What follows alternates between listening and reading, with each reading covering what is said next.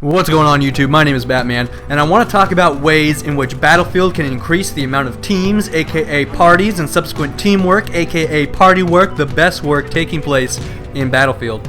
Because teamwork is an important part of Battlefield. It's one of the key and defining factors that separates this game in a meaningful way from Call of Duty.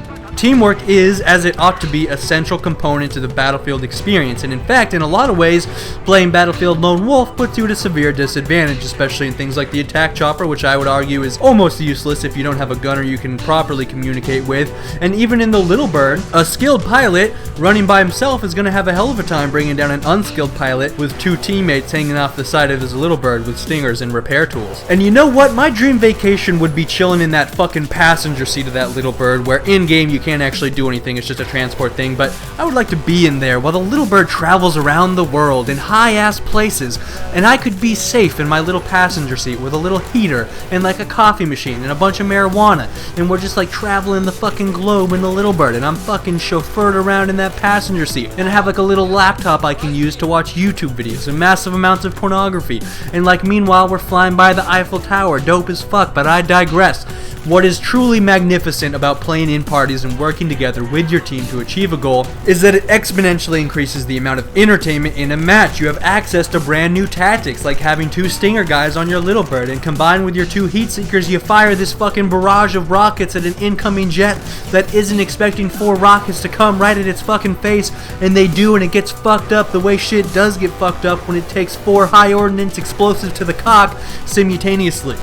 Or having your whole squad storm into a room to plant the bomb, and it's like D-Day and you guys are getting fucked up, but you get the plan off, and then the guys that got fucked up sacrifice themselves, respawn on the guys that did not get fucked up, and you guys got like 1 ticket left, but the bomb is planted and you're fighting for your lives, and when it's over you all scream the scream of victory into the mics. When you die, you can request a revive and not get fucked over because you're on the Russian team and he says it in Russian, and there's that glitch where the command doesn't show up in the dialogue box and nobody on your team actually speaks Russian, so you're just this Russian rambling in-game on about shit and not getting revived or ammo or whatever it is you Russians bitch about when you're drunk. You can pass the time waiting to respawn, telling your friends a joke.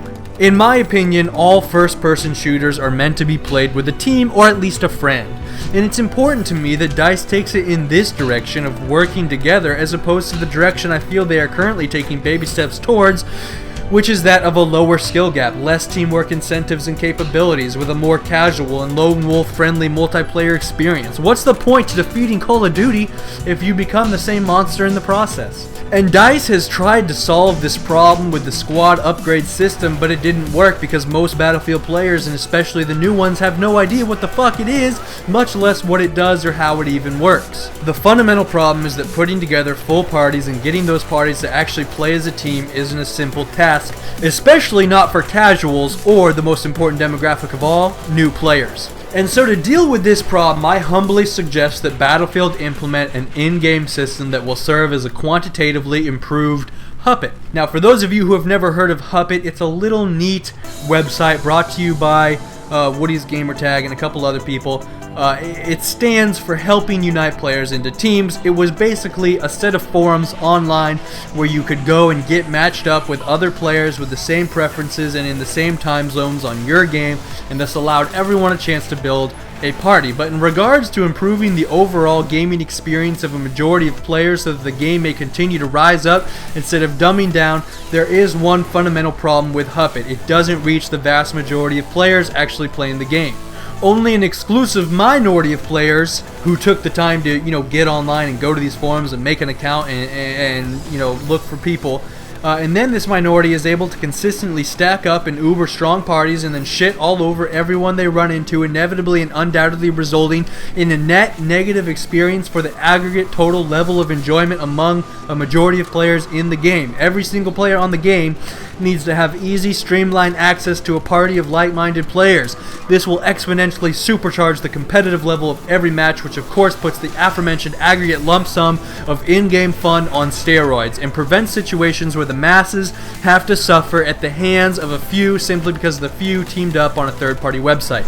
So imagine you're at the main menu of Battlefield and you enter the team browser menu, which functions in the exact same way as the server browser, except instead of specifying the kind of server you want, you can specify the kind of player you want. You can specify the time zone of the player you want to meet up with, whether said player has a mic, whether that person prefers to play in vehicles or as infantry, air vehicles or ground vehicles, preferred game modes, etc., etc. You can't base the criteria off of specific stats, because then you get a scenario where everyone wants to play with the players with the highest stats, and those players with the highest stats only want to play with other players with really, really high stats, and you get 99% of people trying to squeeze into 1% of parties that guarantee absolute victory at all times, but you can base it off of generic playstyles, i.e. Slayer, which would be like me running around in a little bird shitting on noobs. You got the objective player that's like the guy capping flags, planting bombs, and support is the guy that likes to repair and heal. And then of course there is the major useless douche option playstyle, which is what you choose if you prefer those snipers that get on a mountaintop in the very back of the map where they could never possibly hit anyone, except that one time they do, and it's a ridiculous shot, but they only got it because they were up there spamming being useless the whole match of every match they ever played except for that one kill. And then there should also be some behind the scenes calculations going on, really taking into account people's specific stats, their kills per minute and score per minute, and then DICE should go about trying to find patterns and playstyles that work together cohesively and effectively, thus providing a much more entertaining experience for all players involved everywhere.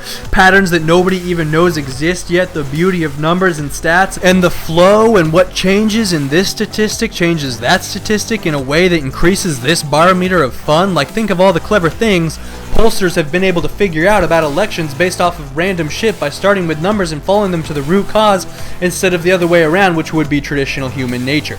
And what would be extra super duper neat is if you could enter into the party browser with a friend. If you had a party of 2 and you wanted 3 more teammates, so right, it would already have a squad join system, which is still currently in beta form on fucking Battlefield 4. I don't know why they have to beta test it. It seems like the simplest, most obvious fucking thing that every multiplayer game ever has always done. It really makes you wonder why they didn't include it from the start. Almost makes me think maybe they didn't want people partying up. They didn't want it to be easy for parties of 5 to find a server that had 5 open slots on the same team, because they didn't want too many people partying up, because there would be a disproportionately larger group of people that didn't party up, and then all those people would get shit on by the team that did party up, because teams are fucking brutally effective, and when they work together, and when a minority shits on a majority of players, that shits on sales, which is the main reason I'm worried about Battlefield moving more and more in the direction of lone wolf and de-emphasizing teamwork and its rewards.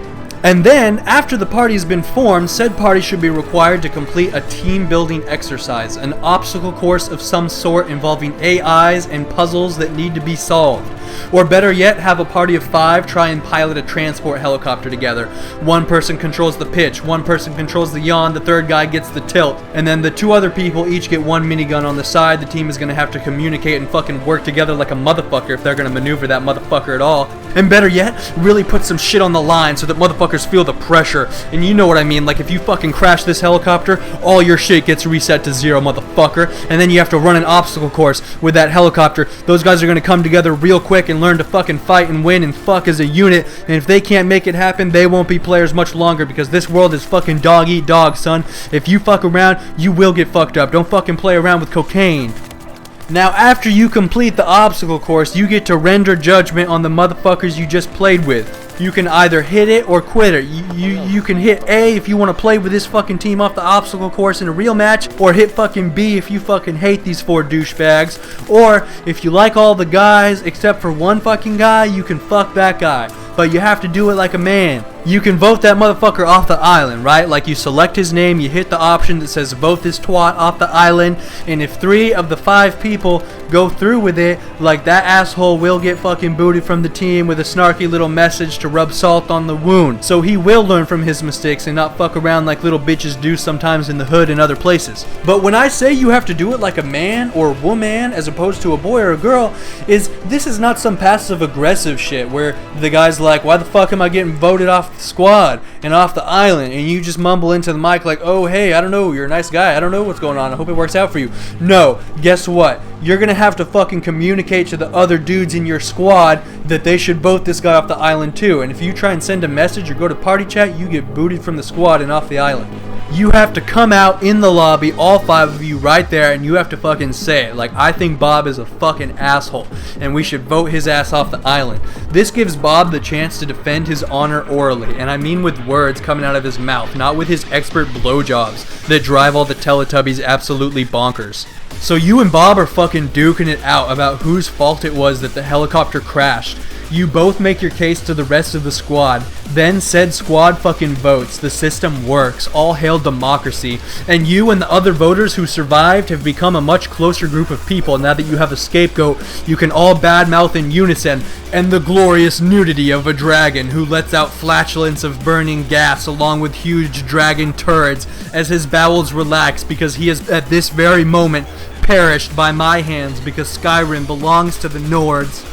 Now, of course, if you decide you hate all the motherfuckers on that team, or if you're like poor Bob McSucks and you get voted off the island, you still get a solid, meaningful XP reward for completing that obstacle course. So it wasn't a complete waste of time. Now, once you have a party officially established and set up, the game will recognize you as a party, or as a clan as everyone likes to call it, but really a group of guys with guns would never call themselves a clan.